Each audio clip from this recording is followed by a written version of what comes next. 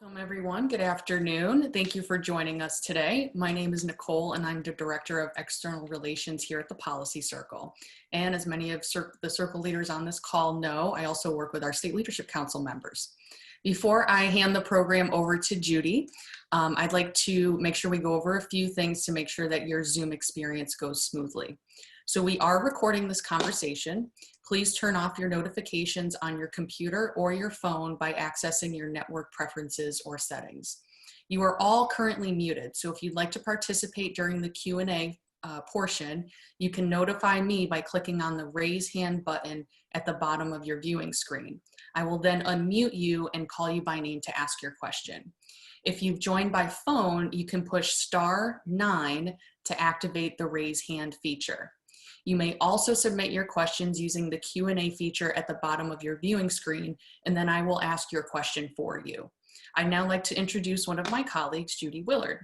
Judy is our Circle Membership Director here at the Policy Circle. She is your point of contact on how to effectively use the Policy Circle platform to engage other women to become civic leaders. She holds a bachelor's degree in communications with a concentration in radio and television, and she likes to say that she is your biggest cheerleader. So welcome, Judy.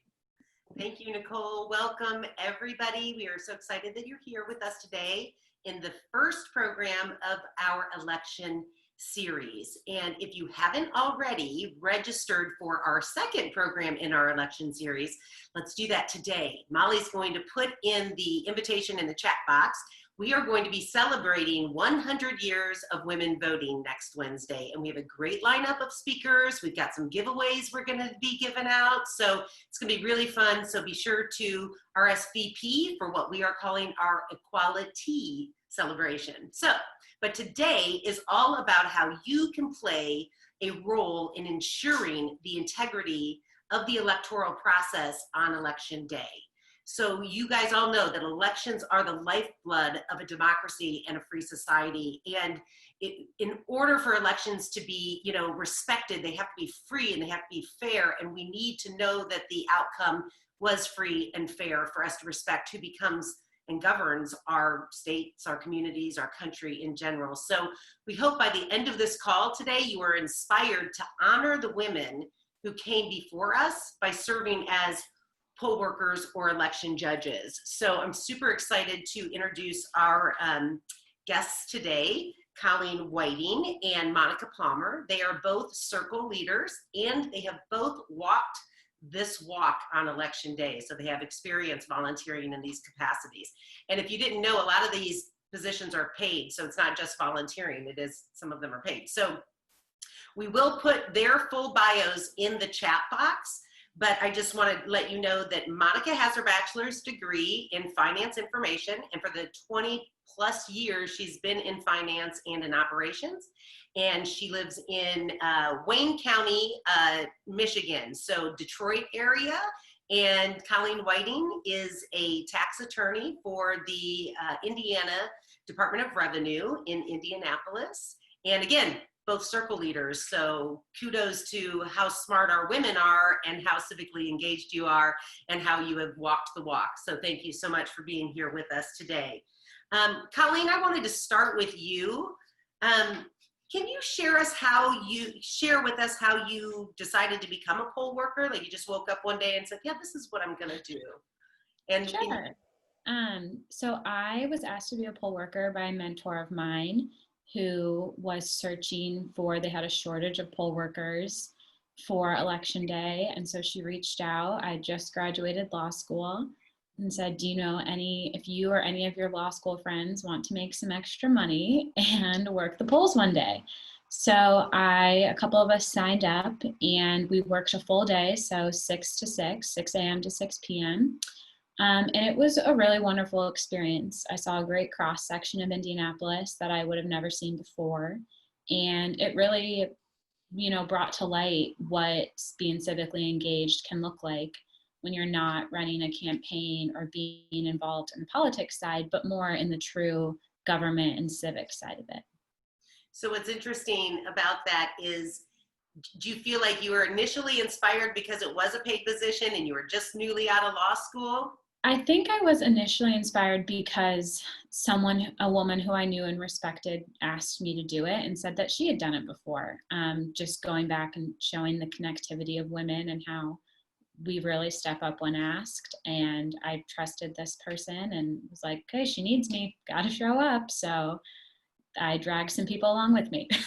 That, you know what, that is wonderful. And that really is a true testament to conversations that we have and somebody inviting you to do that. So that's really big. And, you know, as we listen today and we're all out there learning this information, you know, you might not be able to be a poll worker, but, you know, Colleen, you're pointing out a good, you know, we can find other women to do it. We can, once we have this information, we can then share it with others and say, hey, would you be willing to do this? And I've actually found two people in my community. One is a college student and one is a retired gentleman.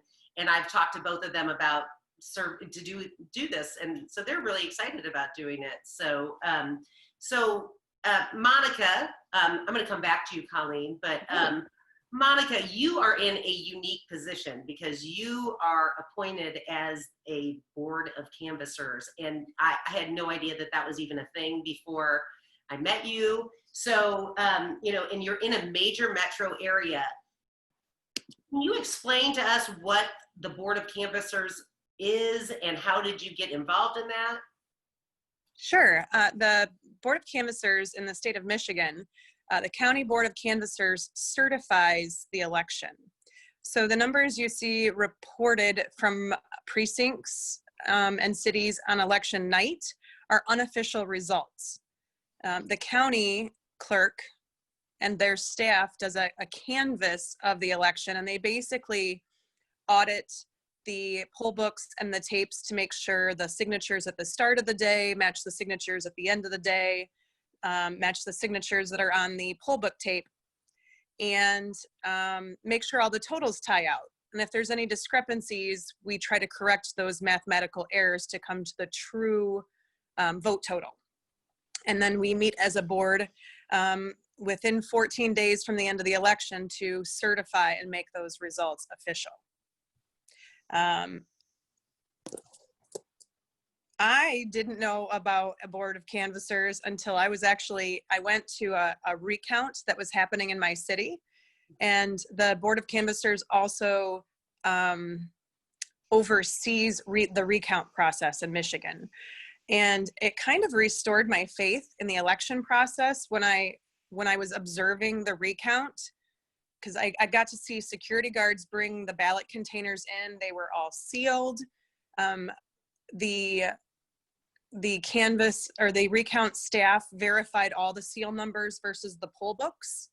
And then they opened up the seals and counted the ballots to make sure the number of physical ballots matched what was on the poll book, matched what was on the tape. And if all those matched, they could recount them and make sure that the right individuals got the right number of votes.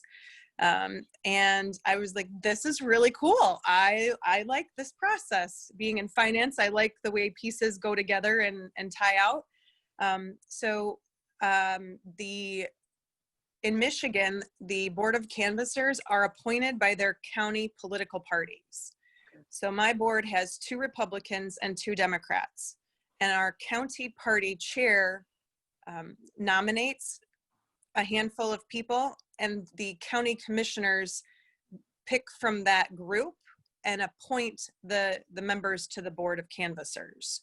So in order to get this position, my county party chair nominated me and the county commission appointed me. Did you have to go through any sort of interview process? Nope. Nope. Okay. Nope. No requirements. Like no education requirements. Once appointed, there's a 2-day class to attend, and you get a manual about this thick of election law. Mm-hmm. So it's helpful if you kind of understand the process a little bit. But I've learned a lot, and it seems like every election we have, I learn a little bit more. If you're thinking about this, something that you might want to do, understand that you need to be able to be flexible with your time, because we have a board meeting, it's during the day, the day after every election and 14 days after every election. And then we have to have a meeting if there's any recounts. So there is some time involved, but it's very fulfilling. Colleen, what about you? Was there any sort of training you went through when you became a poll watcher? So I just registered with our Marion County is where I live. So I registered with our Marion County clerk and attended a day training at the city county building where they walked you through the voter experience really of when a voter comes in, what you should do, your role in, checking their ID, handing them their ballot, walking them to the voting machine, and kind of staying with them as they vote, and then walking them to where they really place their ballot into the machine. That was about a day. And then when I showed up to my work site, I worked from 6 to 6, so not as big of a time commitment as Monica's, but if you can afford to give a full day, it was 12 hours of fun. And it just, we refreshed over what to happen. And as questions came up, there was a team leader there, so you could ask them questions, and the city county clerk was always available if you had a really detailed one that you felt needed a better explanation.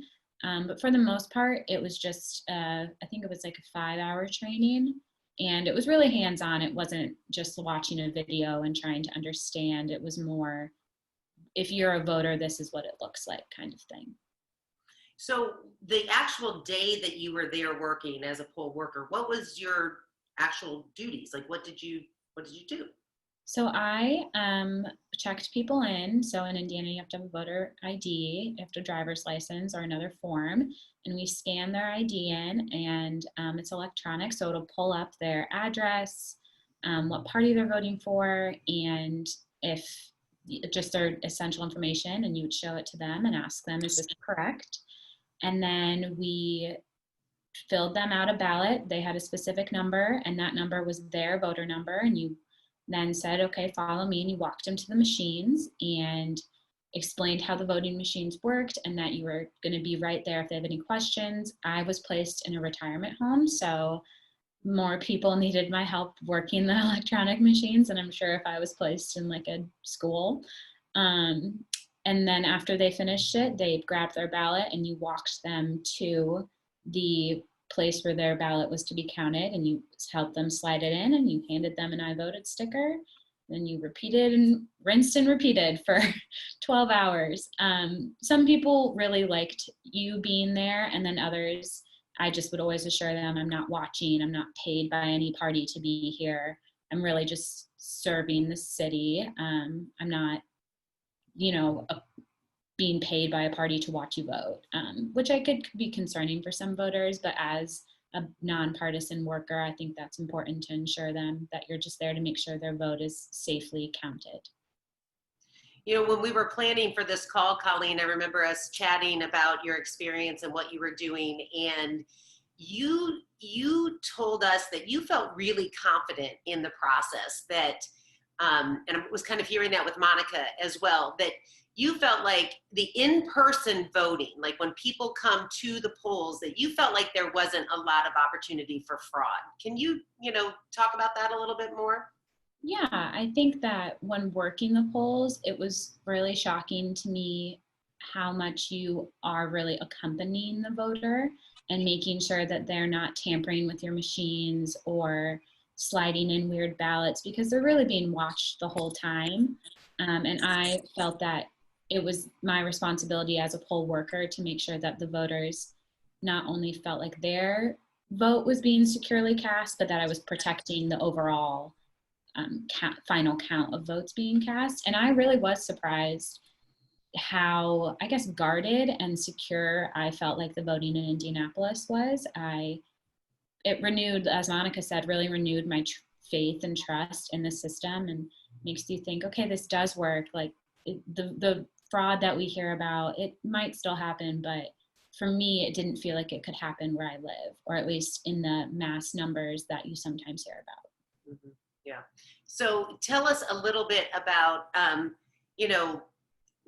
what you felt like the benefits were. What did you get out of it personally by volunteering that day? I think the biggest benefit for me was that I felt like I was giving my community an act of love and an act of service. And I think the Policy Circle really preaches civic engagement. And for me, voting and then helping others vote is one of the key ingredients to civic engagement. It's how we tell leaders what we value and who we value and what we want them to do. And I felt like this service, I mean, it was long, it was 12 hours. That's a long day.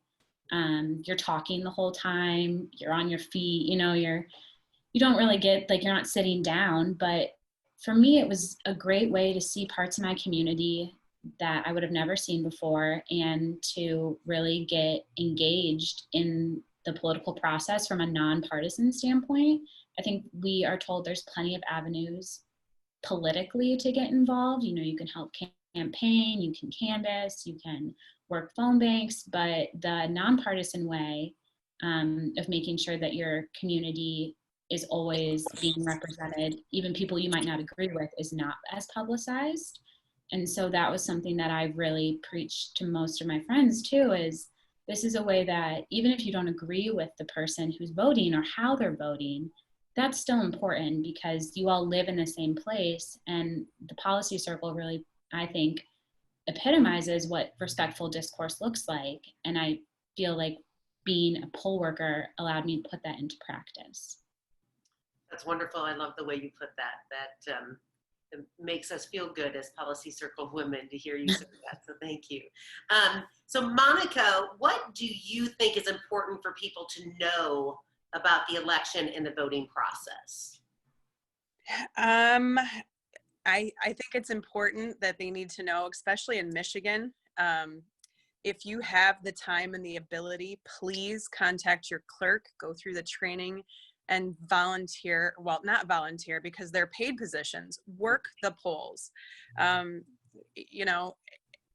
We in Detroit especially, we struggle finding enough people to work the polls, and with COVID, it has exacerbated the situation because it's a lot of elderly people who've been working in those polls, and they may not be comfortable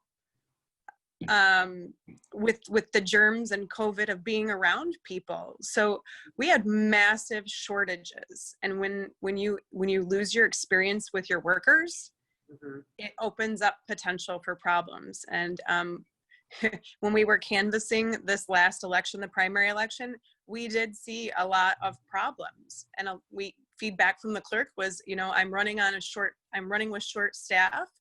They're not experienced. We don't have a lot of time for training. So we're already gearing up for November. If you know anyone who physically could, please, please, please have them sign up. It's not a bad paycheck.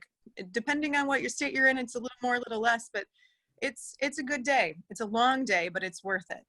Yeah. And then, the integrity of the election process depends on those poll workers.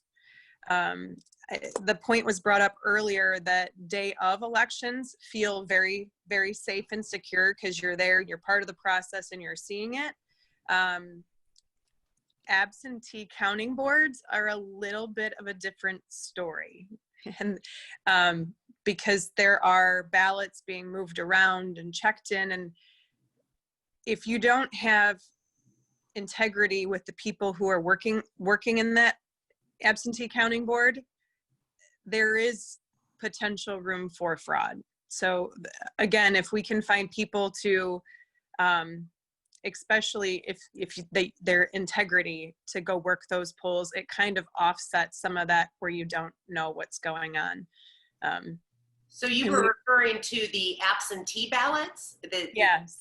So there's absentee counters as well. Correct. So in Michigan, you have each precinct has two kind of like different processes. You have election day where they walk in and vote.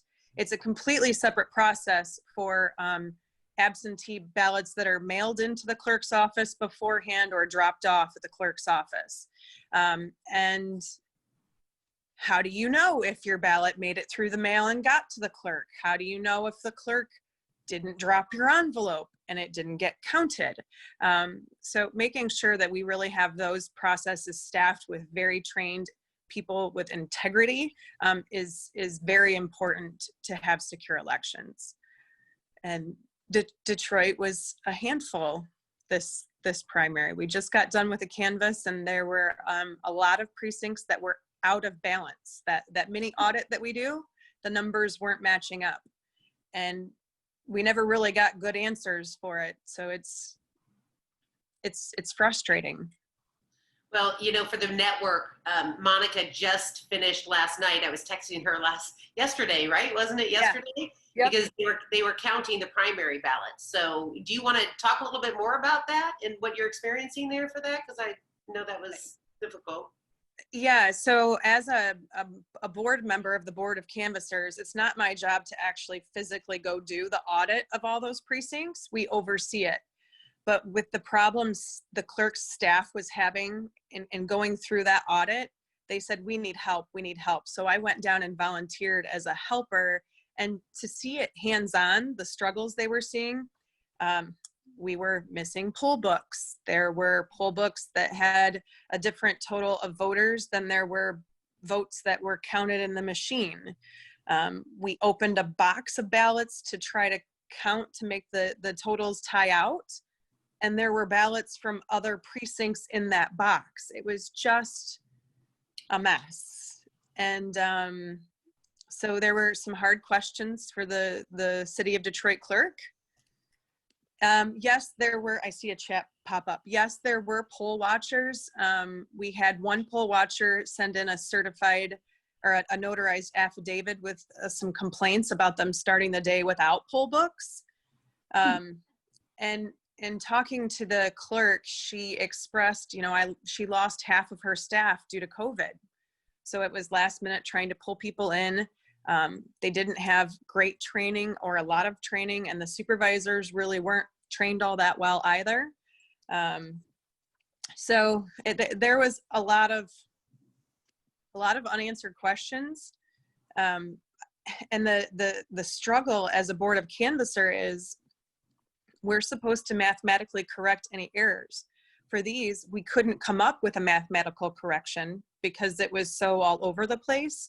So the numbers from election night legally stand. If we can't make an absolute correction, then the numbers that came out of the machines that night stand. Interesting. That's yeah. Wow. Yeah.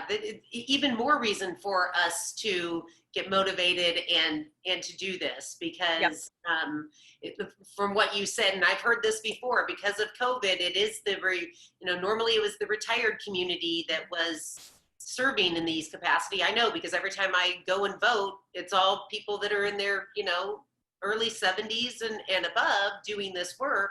And so with COVID, they don't want to be there at the polls all day. And so it really is time for us to step up and take on this role. And I did see somebody put in the chat, thanks Stacy for putting this, teenagers and college students. This is a great opportunity for them to earn a little bit of money and a little bit of, life experience. Because to your point, Colleen, it's a great life experience because you do see your community. I mean, it is a great representation of who is in your community. So, very great stuff. We just really appreciate you two stepping up and doing that. And Colleen, do you remember how much you got paid? I think it was like $120, which if I was 17 would be great. Like that is, a lot of things I could buy. So that would be awesome. Yeah. But to your point, Judy, I do think that it allows you to see, my biggest takeaway is that it lets you talk to people who aren't in your bubble of your community, which I think is really important, and lets you see other parts of your community that I don't go to every day. And that's what I really loved about it, was that I wasn't just talking to people who look like me or think like me or, live in my neighborhood. In Indianapolis, we can go to any precinct to enable you to vote either on your way to work, on your way to home, on your home. So it was just a really great experience. And I mean, $120 was great, but I would say that for a teenager, great money. For an adult, I think the experience way outweighs the cash. It's just an added perk. It's like the cherry on top, right? It is. It was. You know, Monica, you mentioned, both of you have mentioned different rules, and the the pay is different and the rules are different. Monica, can you give us a little bit of insight on where somebody would look if they need any sort of information about where to vote, where to sign up? Like, who do you contact? If you don't know anything about even registering to vote, who should you go see? The Michigan Secretary of State's website has an elections tab right on it. It has where do I vote? Where do I register to vote?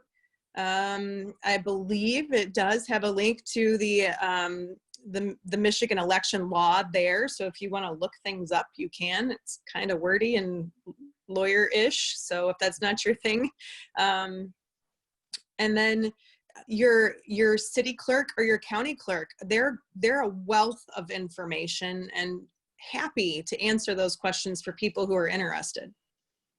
Cool. Very good. Yeah, I think most Secretary of State's websites should have the information, and then again, your county. So check out those websites so that you can, find out more information about, the rules are changing so much, with the same day voter registration that they've allowed, the mail-in ballots now, requesting ballots. There's a lot of changes going on. So your county website, don't be afraid to pick up the phone and talk to your county clerk either, right? So that's all right too. And but right now we are at the point in our conversation where we are going to do a quick little training, and we are going to have because we're all about action. We don't just talk about things, we make things happen. So we are going to have Nicole walk us through starting, signing up to be a poll worker. And we brought on one of our new circle member friends, Ashley. Go ahead, Nicole, take it away. Yes, thank you. Yeah, so as Judy said, I'm very energized by this conversation and super excited to show you all, because I see the questions in the chat coming in, the panelists. How do we get started? So this is great. So before I share my screen, I'm going to show everybody a website that is applicable regardless of where you are in the country, where you can sign up and get connected with your county office to register as a poll worker. This website's amazing. I can't believe it exists. And Molly's going to go ahead and pop that in the chat box. Before I do that, Ashley Williams is here with us. Ashley, you give us a wave. She is a Policy Circle member and has volunteered to come on screen with me so that we can see what her process would look like if she were to go to the website and put in her information. So Ashley, can you just share a little bit more background with our members about you and kind of your focus in life right now? Sure. So my name is Ashley Williams. I am from Chicago, Illinois, born and raised, except for a brief stint I spent at the University of Missouri. I have a bachelor's in English with a master's in public administration, and I've just been trying to kind of break into the public administration realm. It's not as easy as I thought it would be, so I'm just, gonna try a different route. I have been interested in politics since I was a child. When West Wing came out, I think I was 11, and it's been one of my favorite shows ever since then, to the point where I still rewatch it all the time. So I eventually want to run for alderman in my city at some point and proceed with my political aspirations from there. So that's I awesome. guess this is a good starting point. Excellent. Yeah, thank you for sharing that with us for sure. So I'm going to go ahead, and it looks like we did pop the link in the chat. I'm going to go ahead and share my screen here so you all can see what this website looks like in real time. All right. So team, if you give me a thumbs up that you can see everything. All right, perfect. So Ashley, so here's the website. It's called workelections.com. And we discovered this incredible resource. And as I said, it will bring you directly to your county page so that you can sign up to be a poll worker. So I just want to emphasize that every municipality, every county, they kind of do things differently. The states operate differently. So it's really hard for us to really advise, in this state, go do this. So we just wanted to give you a resource so you can go to one place and explore from there. So Ashley, you said that you're in Illinois, correct? Yes. So here we're going to go down to Illinois here and click on this. And you can see there's a little bit more information here about, excuse me, if you're in a certain city, how you need to identify yourself. So, and you said you're in Chicago, right? Yes. Chicago. And so I'm going to choose Chicago City as opposed to Cook County. And here we are. You can see this page contains information from the city of Chicago directly. So what I really like about this, everyone, is here's the phone number for you to call them. Here's the email address. Here's their office. This page includes, it looks like there's significantly more compensation for you in Chicago, between $230 and $250 for the day and your training. It includes the work requirements. So it looks like if you're 16 or older, you're able to volunteer. So for all you ladies who have children and you want to put them to work, this is a good opportunity for that.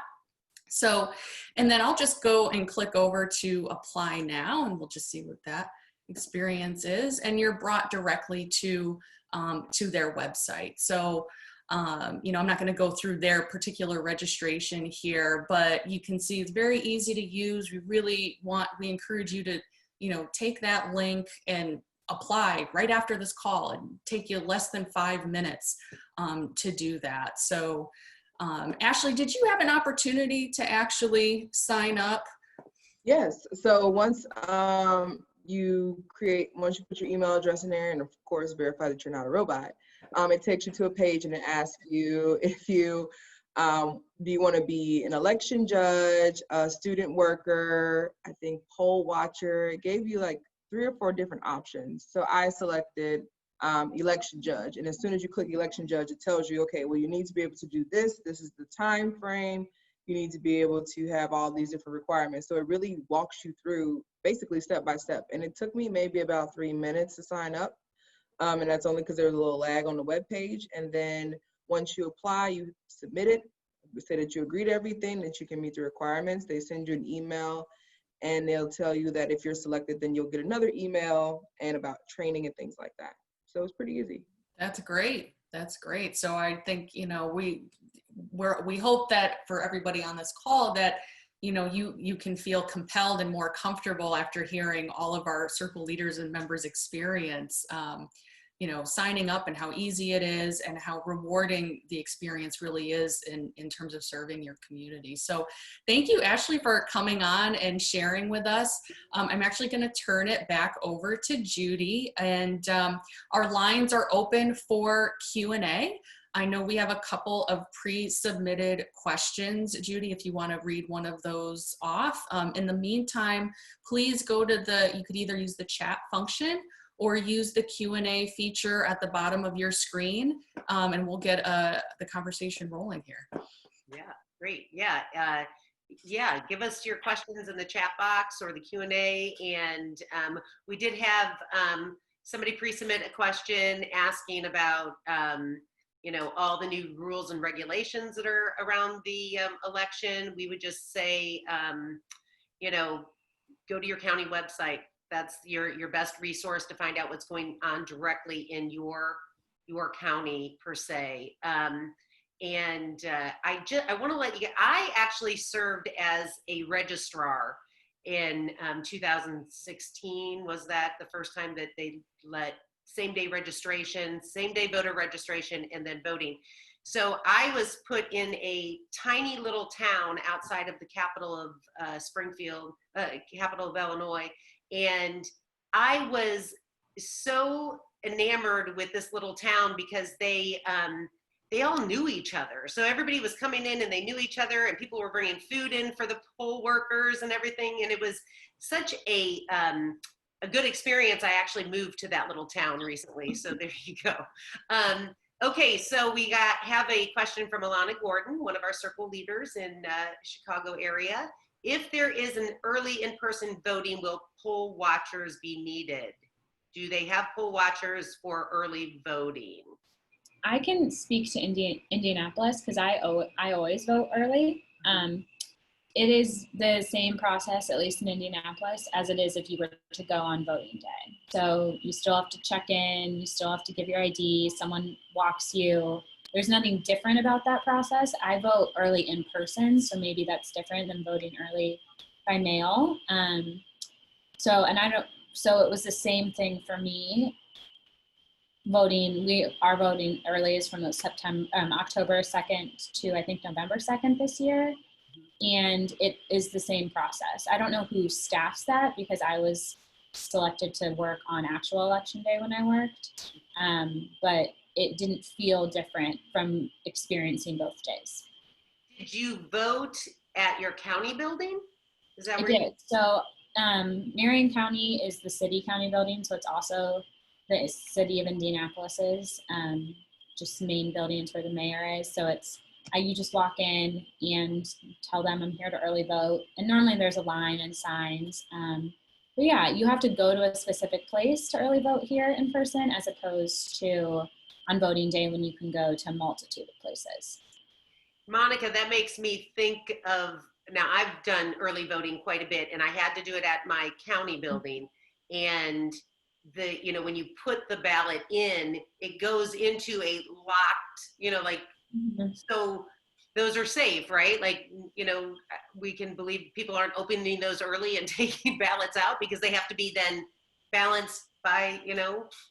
Yeah, so those boxes have a metal seal on them. And it's numbered. So if somebody puts one in and decides, oh, I want to vote in person, and they want to take it out, you have to, anytime that seal is broken, it has to be recorded in the poll book and notated why it was broken. And then they have to record the new number on the seal. And there are strict laws of the chain of custody. So who can move those boxes? And your clerks do a pretty good job of making sure that they're running in a clean election, and they want to keep those boxes secure too. So yeah. I think they're safe for the most part.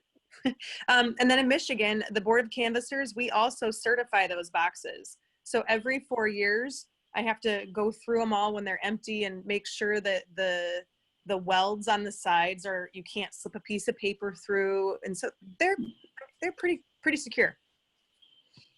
So I just want to make sure that Alana, for making sure that we answer your other question about will poll watchers be needed. The answer is yes, absolutely.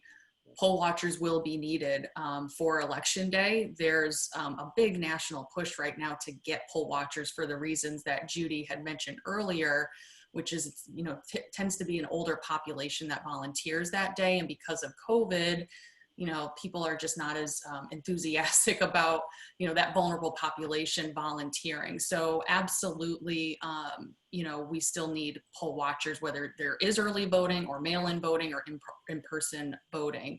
And then to address your other question, Alana, about the logistics of voting, just reiterating that, you can go to your state's Secretary of State website and they will have the information, or you can go to your county website and look for the election authority. You can simply Google, Illinois Secretary of State, and the website will come up and all of the information will be there on how you, maybe some of your other circle members, can register to vote. So I hope that answers Alana's question there. Great, thank you for that. And hey, we just got a notice that Stacy Blakely just registered in Dallas County to be a worker. So thank you, Stacy, great job. She said it only took 2 minutes, and that she's set and ready to go. So that's awesome. So good, we've got one. Woohoo! We'll be the ones that get it all staffed for the election in November. So that's wonderful. And Janet Burt just registered in Lake County. So there's 2. So we should get paid for finding women as well. That's right. Oh my God. So Colleen and Monica, is there anything else really that you want to chat about? You think anybody else needs to know, about working and what they should do? Yeah, I just want to do a quick terminology clarification, because you have a poll watcher or an election inspector or a poll worker.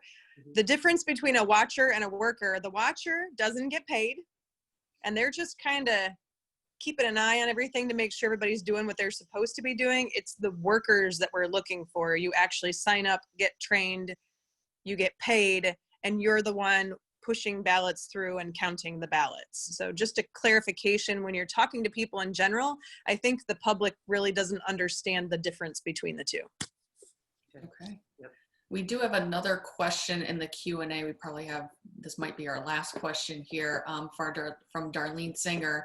How do I learn more about the canvassing process in my state? And I know that Darlene is in Illinois. I would start with your Secretary of State and then look or Google Board of Canvassers in Illinois or your county. That should get you started. But if you have an opportunity, if there's any recounts going on that they're open to the public, go in and just watch what happens. It's eye-opening and pretty cool, actually. That is interesting. That is a great point for people to know. I mean, that's very cool. And Lakeisha just signed up in Cook County. So we're rocking and rolling. This is awesome. Colleen, any last words of wisdom or things that you want people to know? I would say if you can't take a full day off to work the polls, which Monica said is what people really need, at least tell your friends or people in your circle or like your coworkers if they could take a day off, because it's really, I think it's one of the biggest things that we can do in especially 2020 to help our election go as well as it can. And if you can't do that, then ask people in your life if they're registered to vote. And if they're not, sit with them and register them to vote.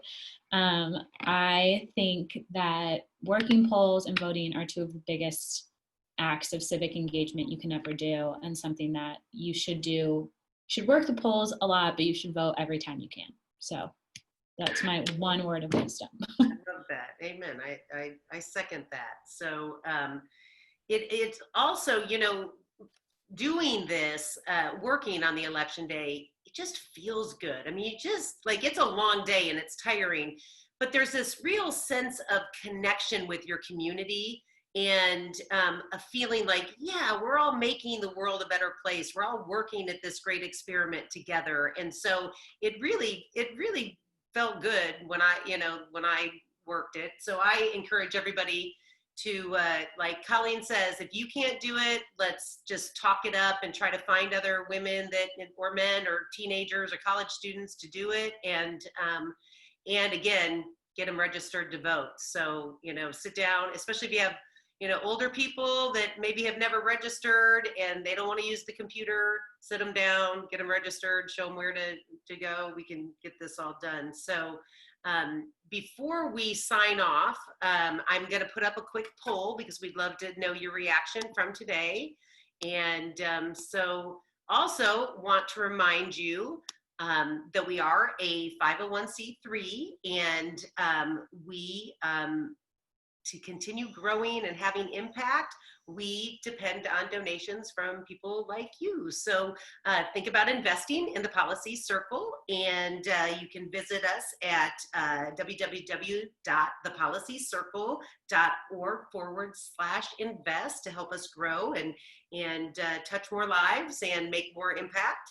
And I also want to remind you to please sign up for our celebration next week, our equality. Like I said, we're going to have a wonderful lineup of guests, and we are going to have giveaways, and we're just going to celebrate the 100 years that we've had to vote. And really, let's honor the women that came before us that worked so hard, and let's try to get out there and work the polls or find people to do it. So thank you so much, everybody, for joining the call. We appreciate it. Colleen, Monica, Ashley, thank you so much for being on with us. And we appreciate you guys being circle leaders. And have a great Wednesday, you guys. And see you next Wednesday for the equality.